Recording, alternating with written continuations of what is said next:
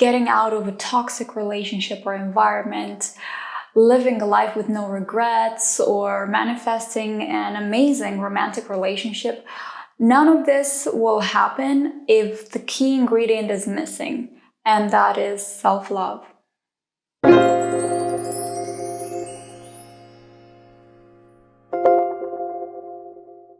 Welcome back to Allure Vega Universe. This is the place where you expand your consciousness, create more magic into your life, and align with the highest frequencies so you can manifest whatever your heart and soul desires.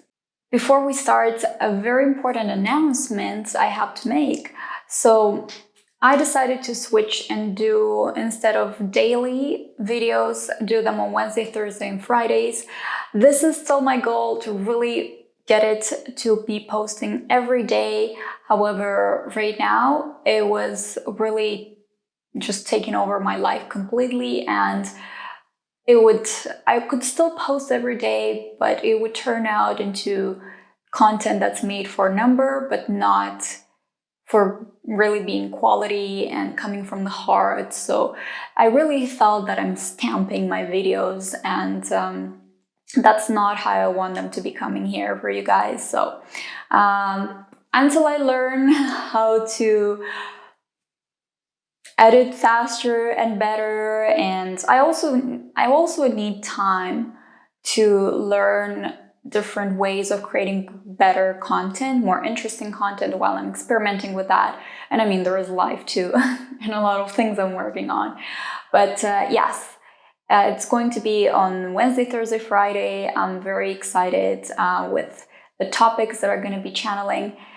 So make sure you subscribe and hit the notification bell whenever the new video comes every week. You know that right away. Today's topic is self-love, and internet is so inundated with this topic. And 6 years ago, when I had my big awakening in Japan, it was a huge moment of alignment. I'll share it in another video another time.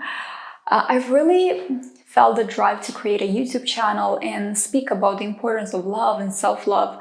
And when I started, I realized that I actually not qualified to speak about that, because I realized I don't love myself at that point 6 years ago. So I embarked on this powerful, mindful, conscious journey of self-love for the past 6 years. There's been a lot going on. So I know that right now this topic must be spoken about. And I must let the universe speak through me on this topic. And I'm actually having butterflies in my stomach right now. I'm so excited. And yeah, let's start. Whether you think you do love yourself quite a bit, and you could rate yourself 10 out of 10, 9 out of 10, 8 out of 10, it really doesn't matter. Self-love is a never-ending journey. Self-love is not about getting to that end point where you say, I fully love myself. It's something continuous. As long as you breathe, as long as you love, you always learn how to love yourself at a new level, and you always practice self-love, because we have ego, we have society, we have a lot of so many aspects of us being in this physical human being form, in this 3D reality, that we easily can forget about self-love and snap out of that powerful state. So even if you do feel you love yourself a lot, there's always room for growth and improvement. And if you do feel that you really don't love yourself, and there are so many problems coming out from that place, from this being this way with yourself, then this video is for you. And I'm going to be sharing my top ways of harvesting and nurturing self-love within yourself. I've been working with these for the past 6 years, and still improving. And yes, I really hope you're going to take lots of notes and follow up with a lot of implementation in your life from this video, and can't wait to hear transformations that happen when you really start loving yourself and meet yourself at that kind of deeper level. All right, so number one, same as with yourself and with any other relationship. If you don't love yourself, you cannot love someone else, and you don't just click a button of like switch, that's it. I love myself. It's not that easy. I know people who struggled for years to look in the mirror and say, I love you. It really is a problem. And if you experience that problem, that's okay. Don't feel bad for it. Don't feel something's wrong with you. It's something that anyone could experience depending on what you have went through in life. And it's never too late to start embracing yourself and start giving yourself that love that you deserve, so that you can get into higher frequency states, so that you can operate in 5D reality, so that you can just invite more things in your life, so that more alignment, more fulfillment, more happiness, all those things that you're craving for, they're gonna just come into your life when you open the doors of self-love. Step number one to start from is respect. And as in any relationship, and mainly with in the relationship with yourself, you must learn to respect yourself, respect your time, respect your body, respect your space, respect your thoughts, everything about yourself. I even invite you, as I'm going through all these steps, criterias, rate yourself from 1 to 10. How much do, for example, respect yourself? So each of the things that I'm going to mention, rate yourself from 1 to 10. And that's not really to say like, oh, I'm bad at it or I'm good. It's for you to know where you're at right now, the self-assessment, so you know what you need to work on. Yeah.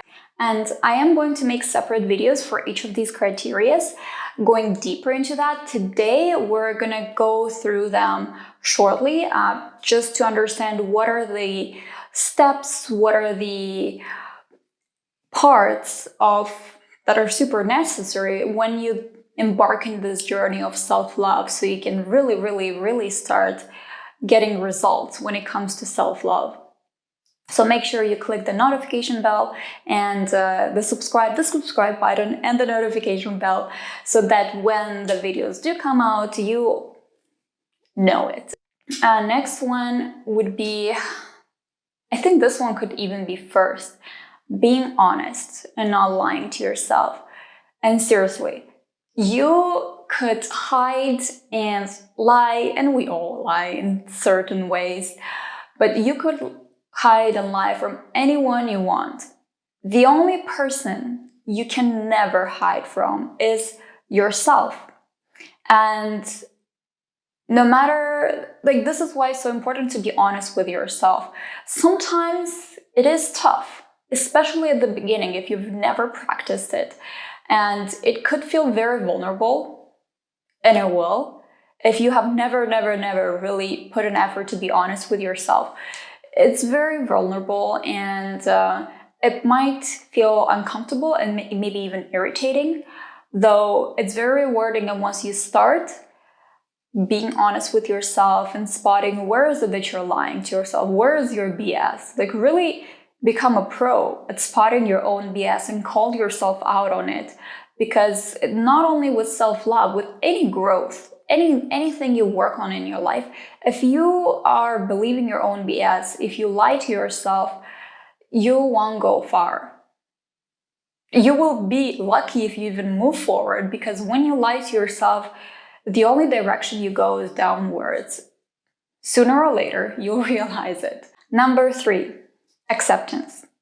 And there is a very powerful book called Frequency, the Power of Personal Vibration. I forgot the name of the author. I'll put it here so you can see it.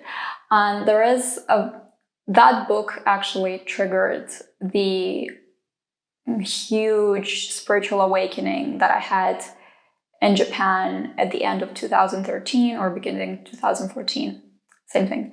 And the phrase that's said there is, whoever I am, whatever I am, I accept. It's so deep and so powerful. I'm actually even going to look up where is that chapter that talks about this topic of accepting and calling in for your true self, so you can look into that. But acceptance is actually already a very powerful state, high frequency state to be in. And when you accept yourself just who you are and as you are, and not just in a sense that like, oh, well, yeah, I'm a hot mess, but I accept myself as I am. No, you are just setting yourself up for failure, being able to recognize what needs to be improved, and just being okay with and not improving it. That's two totally different things. When I say accepting, it's really entering a state of awareness and observation, so that you're not judging yourself, that you are accepting whatever it is, what needs to be improved, what is a mess, what is not a mess, and just everything about you, and not judging and not just pushing yourself away from yourself for whatever reasons. Don't think also that, oh, well, I'm gonna tell myself only one day, today, now, that I accept myself, whatever I am, whoever I am, and that's it, got done. The magic spell is cast and I'm good for the rest of my life. I'm set. That's something you do every day. Number 4, celebrate. Celebrate yourself, your life, your successes, even your failures sometimes. And not in sense like, yay, I failed, but in sense, sometimes it's like, okay, yay, I found another way that doesn't work so I can move forward. I really like to celebrate my failures in a sense that I am not afraid to fail in this kind of sense, because really when embarking on like very powerful journeys in your life, or doing great changes, or starting big projects that are big for you, fear of failure is so huge, and it's really so embedded into our DNA that I celebrate when I'm brave enough and courageous enough enough to overcome those fears and just fail forward and move on from that. So I really celebrate that too. So learn to celebrate yourself. Next, number 5, spend time with yourself. Learn to be with you, with yourself. It's very important in self-love, because you are with yourself all the time. But if you notice, just pay attention, what we always do as humans, and that's subconscious. When there is a lot of things, especially when you really like your self-love game is not you're not on top of it, it's very easy when things are just you're not happy with yourself, with your life and all that stuff. We disconnect ourselves from ourselves. We don't spend time with who we are. And there's no growth that can happen from that kind of place. Not even speaking about self-love. How can you love yourself if you don't spend time with yourself, to get to know yourself, to see, well, how does it feel to be with myself? If you don't start to spend time with yourself, you will never know what makes you not stand yourself. And that's good. When you find that out, that you can't stand yourself, that means those are the things that are not in alignment with your home frequency. So don't do them. 6, let go. How does that have to do with the self-love? Well, let go, not in sense like let go of yourself, that's like let your life be a total mess. Let go of whatever you think you should be. Let go of what you think the society, let go of any expectations you have for yourself and others have for yourself. Like just let go of the overall image, and not in a sense like give up on yourself, okay? Let's make that clear here. You must let go of everything you associate yourself with to be, because like you are expanding, you're growing, you are in a place where you maybe don't love yourself. So whatever you think of yourself is not true. Let go of that. And in general, a state of non-attachment, especially with yourself, is so powerful. And when you learn to master that state, you will be shocked how easy and natural it is to be in a state of self-love and unconditional self-love towards yourself. You cannot love unconditionally, neither help someone else or yourself, if you don't let go of anything. Because if you hold on to something, that's a condition every single time. So there cannot be true unconditional love in a state where you hold on to something. That becomes a codependent relationship, and you don't want to be in a codependent relationship with yourself, in a conditional relationship with yourself. So let go. Stop telling yourself that, well, when I'm going to achieve this goal, I'll be happy with myself. Okay. And if you don't achieve that goal, are you going to be not happy and miserable? And why would you even invite that kind of state that is so low frequency into your system, into your field by yourself? That is that called self-love? A person who loves themselves, let's go back to respect, actually. Is that respectful towards yourself to, with your own hand, to put yourself in a state of low frequency, right? So that's why letting go is important. So you don't keep running in these circles where you put a condition when you love yourself, when you accept yourself, when you feel good with yourself. Now, the fancy stuff apart, here are some actions that I am still doing. They kind of became, well, not kind of, they really became very automatic, but sometimes I spot myself that I fall off a little bit of these habits and I really pick myself up quickly. So these are some things that I am always doing and I consciously started doing, and it was a little bit like of an effort to get myself to do it consistently, so that I can be now in this state of self-love, unconditional self-love. So these are the actions that really helped me on this journey tremendously. So my favorite is smiling when I look into the mirror or any reflection. When I started my self-love journey, I quickly realized that, oh my goodness, I often look into the mirror and the face I see, it's not a face I would show to a person I'm in love with. So I started forcing myself to smile in the mirror. There were many days when, especially at the beginning, where I would smile, but it would be kind of like this smile, like I did not want to smile to myself. There were days at the beginning of my journey when I really hated myself. And it was not fun to smile to myself in the mirror when, it's not fun to smile to yourself when you hate yourself. So I still did it. And now, without even noticing it, I smile to myself in the mirror, and it might seem such a small, silly action and task to do, but it rewires your brain so much. You can forget about all the other things and start only with this. You will notice how you will start respecting yourself a little bit more, and then it's easier to pick up and practice that from that place. You will start really liking yourself. How can you not like someone who's smiling at you?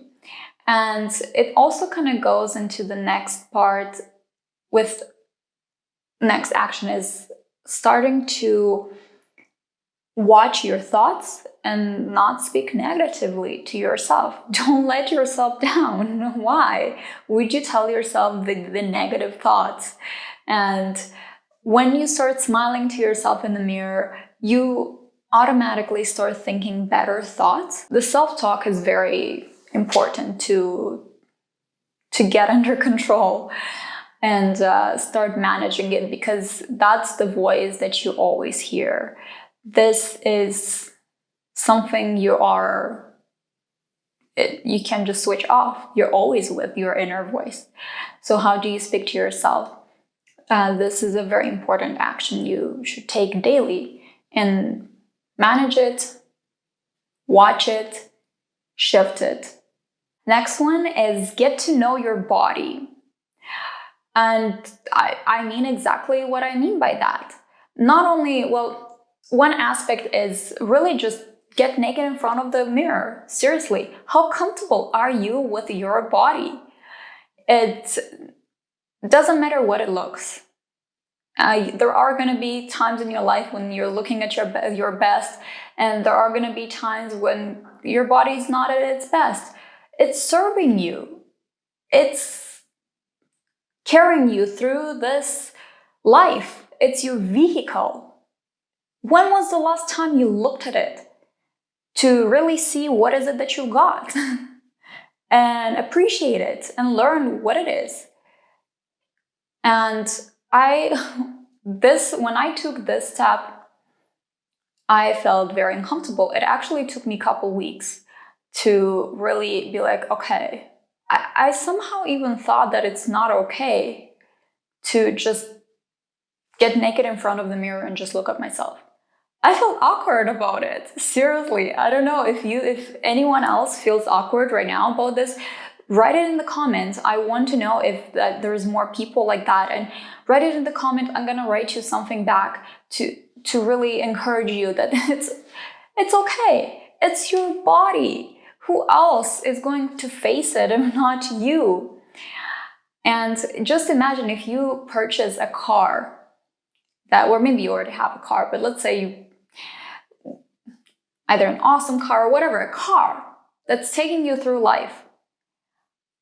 Are you going to be just like not looking at the car and ignoring the state of it and like what it is? You're going to always look at your car, especially if it's an awesome car. And your car, your vehicle, your body, which is your vehicle that's taking you through life, is awesome.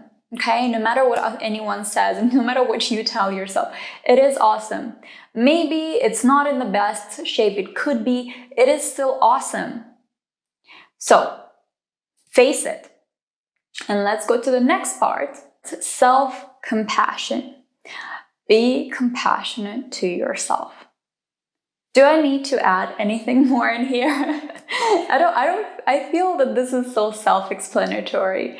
Really practice compassion with yourself, and that really like ties up with the talk, your inner voice, your self-talk that you're doing, and all the other things that we have mentioned previously at the beginning of the video, with the respect, with the acceptance. That requires a very good level of compassion, self-compassion, and don't confuse it with pity. I had a client one time on a call where we were talking about like his problem was the self-love, and I asked him, well, what self-love is and what self-love is not for you, and you're understanding, because he was seeking it. And he said he doesn't know what self-love is, but he knows that self-love is not like how his friend is saying, that you should just accept whatever is good or bad about yourself, and if you do something wrong, just be okay with it and embrace it. So in my client's perspective, that looked like self-pity, and